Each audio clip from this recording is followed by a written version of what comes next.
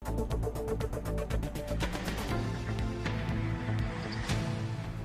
वालेकुम। आप देख रहे हैं मुबश्शिर लुकमान यूट्यूब चैनल और आपको एक बड़ी इंटरेस्टिंग इन्फॉर्मेशन मैं दूँ आज यहाँ पे। लेकिन पहले आपको एक कहानी बताता हूँ छोटी सी कि किसी ज़मींदार की एक भैंस ने दूध देना बंद कर दिया। ज़मींदार बहुत ही परेशान हुआ। पहले उसे डॉक्टर के पास ले गया। डॉक्टर ने वो भैंस को खूब टीके लगाए और बुलाता रहा कि हर रोज़ आए, 2 हफ्ते तक तो फिर मैं टीके लगाऊंगा, लेकिन कोई फ़र्क नहीं पड़ा। थक हार कर भैंस को अपने पीर साहब के पास ले गया। अब पीर साहब ने कमाल की अपना उस पर पड़ा, कुछ धुनी मारी, दम किया, फूंक मारी, लेकिन वो भी बेसूद रही। भैंस को कोई फर्क नहीं पड़ा।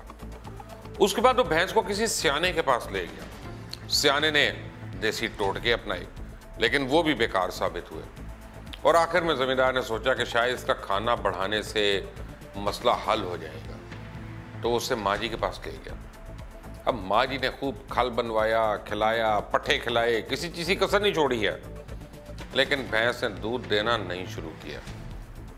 लाचार होके वो इसे कसाई के पास लेकर जाने लगा कि अब ये किसी काम की नहीं रही, चलो इसे ज़िबा करके कुछ पैसे चंद हासिल कर लिए जाएं।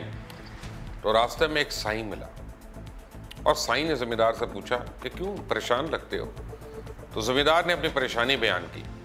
साईं ने फ़ौरन पूछा कि भाई तुम अपना कट्टा कहाँ पे बांधते हो। तो ज़मींदार ने कहा कि भैंस की खुरली के पास। तो साईं ने पूछा कट्टे की रस्सी कितनी लंबी है। तो ज़मींदार बोला बहुत लंबी है भाई। ये सुनकर साईं ने ऊंचा कहकहा लगाया और बोला सारा दूध तो कट्टा ले जाता है, तुम्हें क्या मिलेगा? दूध लेना है तो कट्टे को भैंस से दूर बांधो। अब मैं देखता हूँ तो यही हाल मुझे पाकिस्तान का लगता है कि हमने दूध की रखवाली के लिए बहुत से कट्टे पाले हुए हैं, जो वो सदर के अखराजात हों या ऐवान सदर के हों, उसके बाद दर्जनों वज़ीर और दर्जनों मुशीर और गाड़ियाँ, घर, सैकड़ों litre petrol, phone, daily allowance, medical staff समेत तकरीबन 15 किस्म के अलाउंसेस और मुराद मिलती हैं। उसके बाद फिर दर्जनों स्टेट मिनिस्टर्स और वो तमाम मुराद लेते हैं जो एक फेडरल मिनिस्टर लेता है, और करना कराना क्या है वो आपको पता है। उसके बाद दर्जनों मुशीर हैं जो मिनिस्टरों जैसी मुराद लेते हैं, वही पावर्स उनके पास होती हैं। उसके बाद कोई 33 या 34 स्टैंडिंग कमेटीज़ हैं कौमी असम्बली और 30 के करीब कमेटीज़ हैं सेनेट की, जिनके अलग अलग तकरीबन 63 चेयरमैन हैं और उन्हें भी तनख्वाहें, मुराद, दफ्तर, स्टाफ, रिहाइश और बहुत कुछ मिलता है। 1994 में इन चेयरमैनों के दफ्तरों की तैयारी पर 2-2 करोड़ रुपये खर्च हुए थे। आज आप सोच लें कि क्या होगा। अभी तक मामला ख़त्म नहीं होता तो पार्लिमानी सेक्रेटरियों की एक फ़ौज आ जाती है। उस वक्त यानी इस वक्त वफाक में 15 और पंजाब में 37 पार्लिमानी सेक्रेटरीज़ हैं। इन पार्लिमानी सेक्रेटरीज़ जो हैं इनके अलग अलग दफातर हैं, रिहाइश गाहें हैं, 600 लीटर इनको पेट्रोल मिलता है, गाड़ियां हैं 1500 लीटर, स्टाफ है और इस समेत इसके अलावा बहुत कुछ और मिलता है। अभी मैंने इसमें सिंध, KPK और बलूचिस्तान की कमेटीज़ नहीं डाली, और ये कमेटीज़ हर सतह पर हैं, चाहे ज़िला हो या वफाक हो, हर तरफ कमेटियाँ बनाकर आवाम को चूना लगाया जा रहा है। और इसके अलावा इन सब के घरों के बिल, आने जाने के पैसे, ये कम्यूटिंग के पैसे, इजलास में शिरकत के पैसे, दूसरे शहरों में आने जाने के लिए जहाज़ के फ्री टिकट, मुफ्त इलाज समेत पता नहीं कितनी कितनी इनको सहूलियात मिलती हैं। और एक मोहतात अंदाजे के मुताबिक ये कमेटीज़ अभी तक अरबों खरबों का दूध पी चुकी हैं उस कट्टे की तरह। और अब वक्त आ गया कि इन कमेटियों के कट्टों को दूध से दूर बांध दिया जाए। इस वक्त मुल्क शदीद मुआशी बहरान का शिकार है। बिजली गैस के बिलों समेत महंगाई ने अवाम का खून निचोड़ लिया। मुल्क कर्जों में डूबा हुआ है। मजीद IMF से $8 अरब का कर्जा लेने जा रहे हैं। हुकूमत के पास अवाम के लिए कोई अच्छी खबर नहीं है, तो फिर इन कट्टों को बांधने का क्या फ़ायदा, और वो भी भैंस के इतने करीब। किसी इजलास में इसी तरह जारी रहें, कितने इजलास इस तरह जारी रहेंगे और ये कट्टे अरबों खरबों का दूध पीते रहेंगे? क्या सारी की सारी किफ़ायत शहारी और बचत यह गरीब अवाम के लिए है? क्या सारी की सारी कुर्बानियाँ अवाम ने देनी है?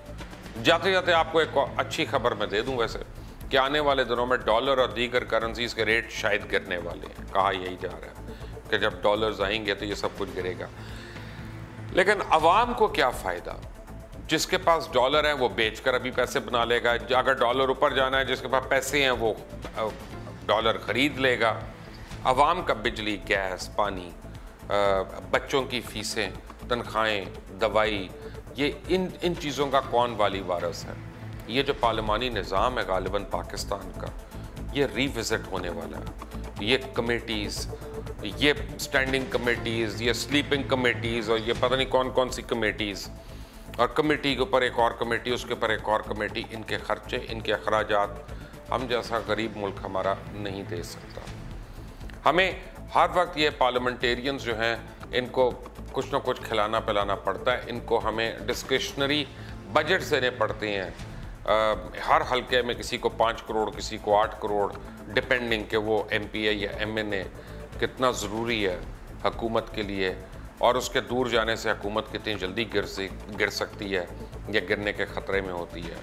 मैं अभी बराह रास्त ये तो नहीं कह रहा कि हमें प्रेसिडेंशियल फॉर्म ऑफ गवर्नमेंट चाहिए, लेकिन जमहूरियत हमें ऐसी ज़रूर चाहिए कि जिससे इन सारों का भी एहतसाब हो, जो ये तनख्वाहें लेते हैं, ये मुराद लेते हैं कि इन्होंने उस मुल्क को क्या फ़ायदा दिया, और फिर उन लोगों का भी एहतसाब होना चाहिए जो पार्लियामेंट्स में जाते हैं, सेनेट में जाते हैं, लेकिन लेजिस्लेशन से ज़्यादा जो है इन चीज़ों के अंदर वो अपना वक्त गुजारते रहते हैं। इनके क्लब्स देखें, इनके कैफेटेरियाज़ के रेट्स देखें, वहाँ समोसों का और पकौड़ों का और दीगर अशिया का रेट देखें, और आम आदमी की आके कैंटीन का बाहर रेट देखें, आपको फ़र्क साफ ज़ाहिर हो जाएगा और फ़र्क नज़र आ जाएगा। क्या ये जमहूरियत हमारे लिए अच्छी है कि जिसको हाथ डालो, जिससे सवाल पूछो तो वो ख़तरे में पड़ जाती है, या वो जमहूरियत जिसमें हकीकी मानों पे एक आम आदमी जो है वो हुक्मरानी करेगा और उसके सवाल का जवाब मिलेगा? कि जैसे खलीफातुल मुस्लिमीन को खड़ा होके एक शख्स ने कहा कि ये 2 चादरें कहाँ से आई मालिक गनीमत में आपके पास, आपको तो 1 चादर मिलनी चाहिए थी। तो यहाँ पे हम सवाल पूछते हैं तो किसी के जमहूरियत में ख़तरा हो जाता है और किसी का हकूक़ जो है वो सलब हो रहे होते हैं। कोई अपनी बहनों के थ्रू या अपनी बीवियों के थ्रू करप्शन करता है, उनके नाम पे अकाउंट्स रखता है, और उसको नैब का नोटिस आ जाए तो वो कहता है देखें जी हमारे तो घर की औरतों को अब इन्होंने नहीं छोड़ रहे। तो सवाल ये पैदा होता है, मोहतरम, मैं नाम नहीं ले रहा, आपको खुद पता चल जाएगा किसकी बात कर रहा हूँ, उन मोहतरम को तो कम अज़ कम, कि आप अपनी हकीकी बीवी को अपने नीचे पुलिस वालों से आपने मार पड़वाई, कई दफ़ा आपने मार पड़वाई, उनके घर की दीवारें वो टाप के गई पुलिस वहाँ पे, उस वक्त ख़वातीन की हुर्मत का आपको ख्याल नहीं आया? ये जमहूरियत क्यों ख़तरे में पड़ जाती है जब हमारा एहतसाब होना होता है?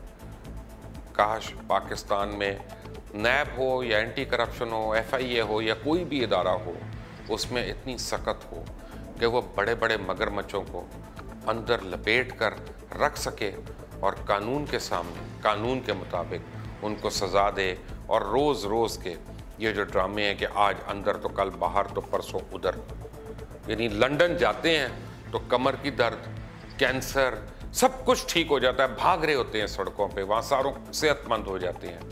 पाकिस्तान में होते हैं, आप देखें हनीफ अब्बासी का कमाल आपको दिखाता हूँ कि एक दिन पहले क्या, उस दिन तक वो हस्पताल के अंदर थे, शदीद बीमार थे, उनका इलाज हो रहा था, यही अदालत को बताया गया था, यही हमें भी बताया गया, और जैसे ही उनके रिहाई के ऑर्डर्स आए, हनीफ अब्बासी सलामियाँ देते हुए, फूल अपने ऊपर निछावर कराते हुए गाड़ियों में बड़े फिट फाट बैठ कर गए।